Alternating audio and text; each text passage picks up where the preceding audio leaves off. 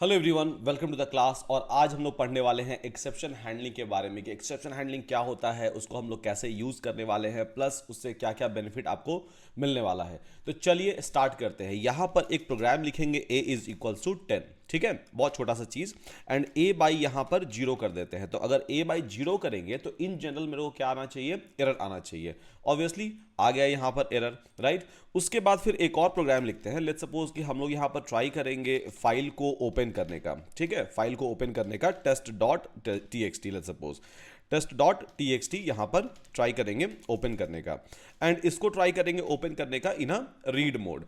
Again ये तो file available है ही नहीं मेरे पास। अगर आप मेरा डायरेक्टरी देखोगे तो यहाँ पर मेरे पास ये फाइल अवेलेबल ही नहीं है और मैं इसको ओपन कर रहा हूँ रीड मोड में। तो अगेन मेरे को आ जाएगा यहाँ पर एरर, ठीक है, ओके, एरर आ गया, एक्सपेक्टेड था ये तो।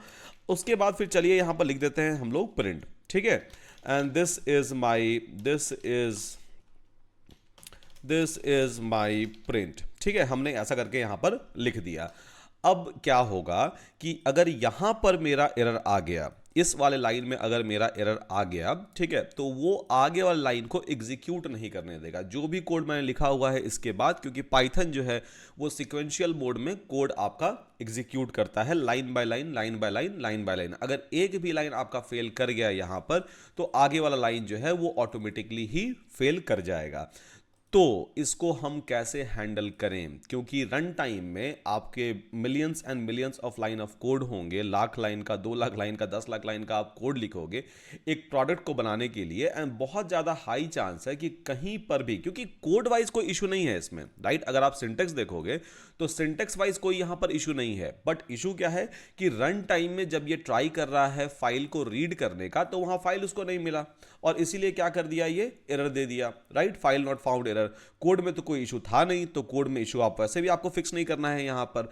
तो क्या करोगे आप ऐसा, ठीक है, जिसमें ये चीज हैंडल भी हो जाए और उसके बाद जो प्रिंट स्टेटमेंट है वो भी एग्जीक्यूट हो जाए। तो इसी के लिए बनाया गया है बेसिकली एक्सेप्शन हैंडलिंग, कि जो भी आप कोड लिखते हो इन जनरल, राइट, जो भी आप कोड लिखते हो तो प्रोडक्शन ग्रेड कोड में ऐसा नहीं है कि बस आप उसको लिख दोगे, आपका लॉजिक आपके सिस्टम में अभी काम कर रहा है, आपने टेस्ट कर लिया और फिर आप उसको डिप्लॉय कर दोगे। नहीं, हमेशा आप क्या करोगे यहाँ पर, हमेशा आप एक्सेप्शन हैंडलिंग करोगे। जो भी आपके कोड होंगे, जो भी सस्पिशियस कोड होंगे या फिर इन जनरल जो भी कोड आप लिखोगे वो सब के सब को रखोगे विथ ट्राई एंड एक्सेप्ट, और उसमें हमेशा आप कोशिश करोगे एक्सेप्शंस को हैंडल करने का। और यही सही तरीका होता है हमेशा कोड लिखने का। तो गोइंग फॉरवर्ड आज के क्लास के बाद जब भी आप कोड लिखो, ठीक है, आपको कोई बोला कोई नहीं बोला, doesn't matter at all, but exception handling आपको इंप्लीमेंट करना है। और पिछले क्लास में मैंने बोला था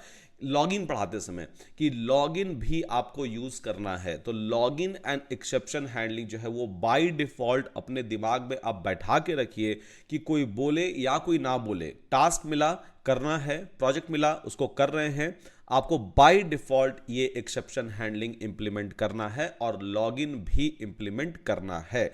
तो चलिए देखते हैं कैसे हम एक्सेप्शन हैंडलिंग यहां पर यूज करेंगे। तो एक्सेप्शन हैंडलिंग के अंदर बेसिकली आपके ब्लॉक्स होते हैं, ठीक है। तो जो भी मेरा कोड है जहां पर मुझे लगता है कि वो एरर आ सकता है, ठीक है, जहां पर भी लगता है मुझे कि एरर आ सकता है, तो हम वहां पर क्या करेंगे, उस कोड को रख देंगे बहुत सिंपल तरीके से एक्सेप्शन हैंडलिंग के अंदर, मतलब ट्राई ब्लॉक के अंदर उसको रख देंगे। तो ट्राई ब्लॉक क्या करेगा कि जब भी इसमें एरर आएगा, अगर सक्सेसफुली एग्जीक्यूट हो गया तो कोई दिक्कत नहीं है, ठीक है, इट्स कंप्लीटली फाइन। जब भी इसमें एरर आएगा, ठीक है, इन अ रन टाइम जब भी इसमें एरर आ रहा है तो उसको क्या करेगा, उसको वो भेज देगा एक्सेप्ट ब्लॉक के पास, ठीक है। तो उसको वो भेज देगा बेसिकली एक्सेप्ट ब्लॉक के पास, और एक्सेप्ट ब्लॉक में हम क्या करते हैं, एक्सेप्शंस को हैंडल करते हैं। एक्सेप्ट ब्लॉक में हम लोग क्या कर लेंगे, एक्सेप्शंस को हैंडल कर लेंगे। तो एक्सेप्शन क्लास जो हो गया वो आपका हो गया सुपर क्लास।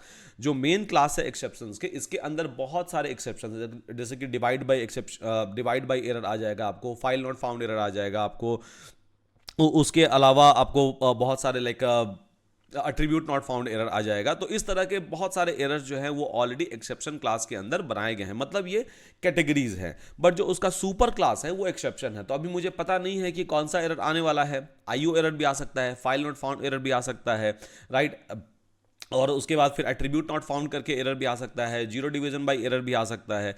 तो किसी भी तरह का एरर आ सकता है। लेट्स सपोज मुझे अभी नहीं पता है कि किस तरह का एरर आने वाला है, तो एज अ बिगिनर हम लोग यहां पर क्या करेंगे, हम लोग यहां पर लगा देंगे एक्सेप्शंस, यहां पर कॉल कर लेंगे कि ठीक है एक काम करो, जो भी एरर आएगा, जिस तरह का भी एरर आएगा उसको ये हैंडल कर लेगा। अब हैंडल करने में क्या करते हैं, आप कुछ भी कस्टम मैसेज जो प्रिंट करना चाहो वो प्रिंट कर दोगे, आपका प्रोग्राम जो है वो ब्लॉक नहीं होगा। दिखाते हैं आपको यहां पर, ठीक है। तो यहां पर आप प्रिंट लिख दो, ठीक है, और यहां पर this is my except block, और उसके बाद फिर आप यहां पर जो एलियास दिया था आपने ई, ठीक है, फॉर एक्सेप्शंस, उसको प्रिंट करवा दो। अब जैसे ही आप एग्जीक्यूट करोगे इसको, ठीक है, तो पिछले बार की तरह ये पूरा का पूरा एरर नहीं आया, ये पूरा का पूरा कोड क्रैश नहीं हुआ।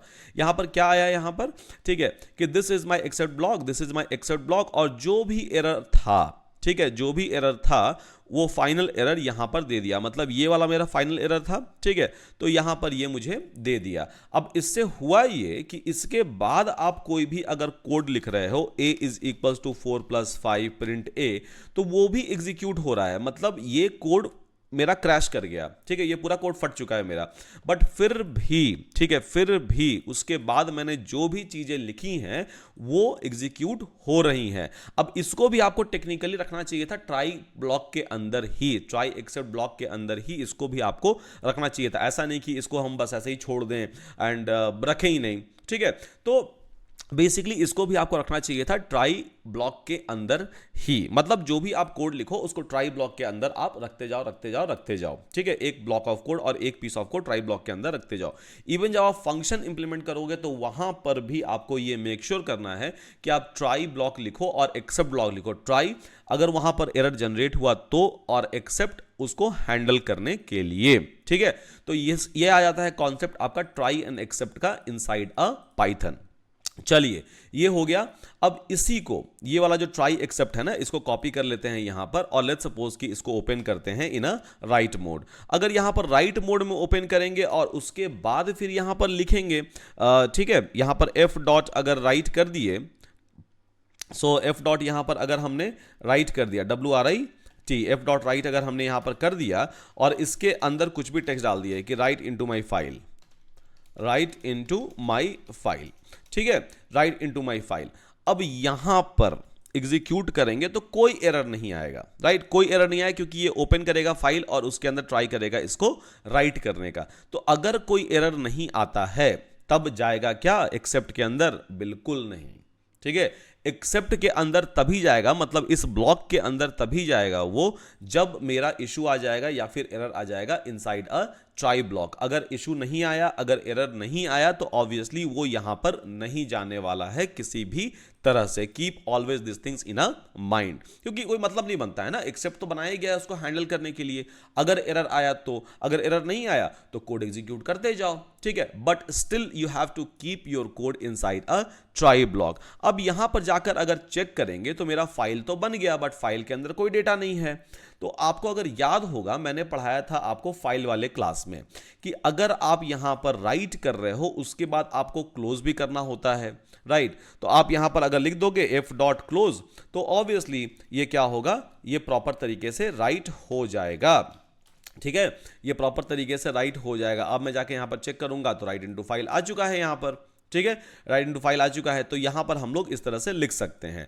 अब ट्राई एक्सेप्ट के अलावा एक और ब्लॉक होता है आपके पाइथन में और उसको बोलते हैं एल्स ब्लॉक, ठीक है। अब एल्स ब्लॉक क्या होता है?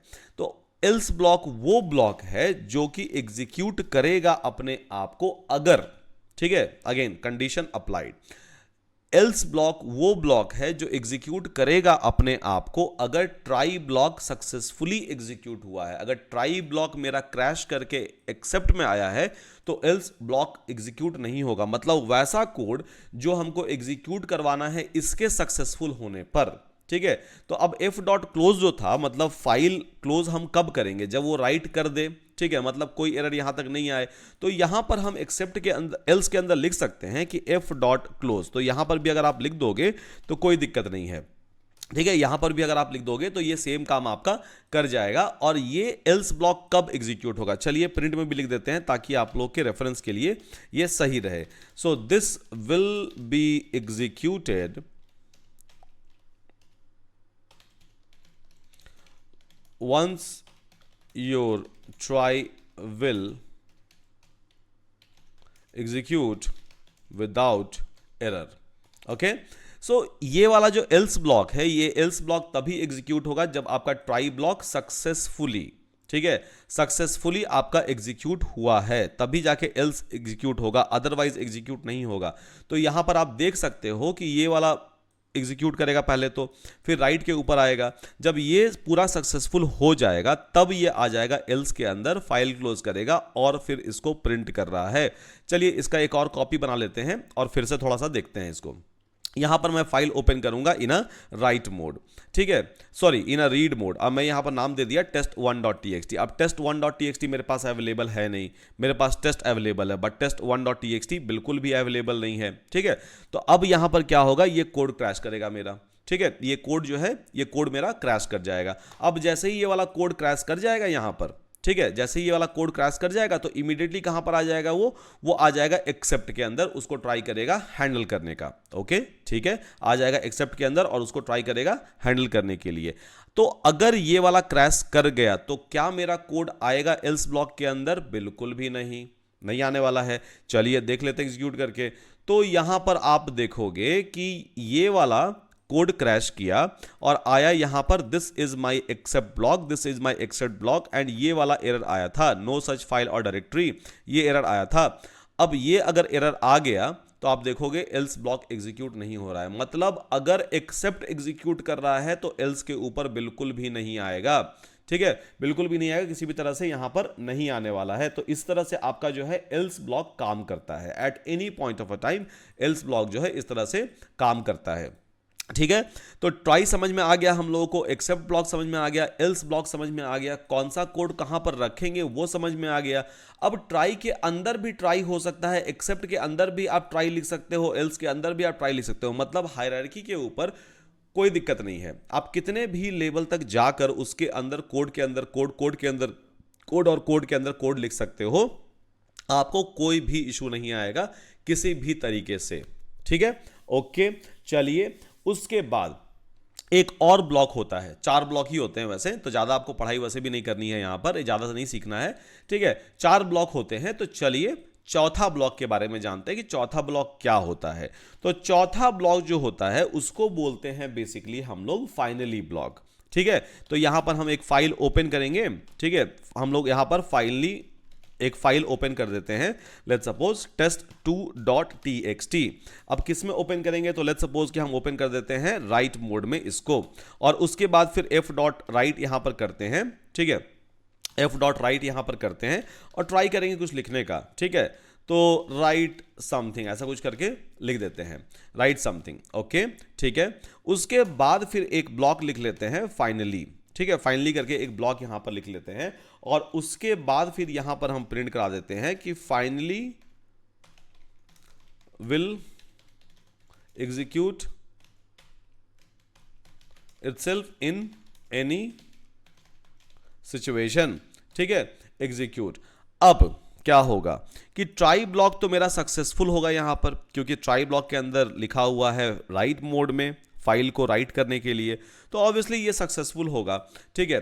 फाइनली जो है, फाइनली भले ट्राई सक्सेसफुल हो या ना हो बट फाइनली एग्जीक्यूट जरूर होता है। अब test2.txt तो यहां पर बन गया, आप देख रहे हो। उसके बाद फिर हम यहां पर क्या कर लेंगे, ठीक है, कि लेट्स सपोज यहां पर हम test3.txt कर देते हैं और उसके बाद फिर यहां पर कर देते हैं रीड।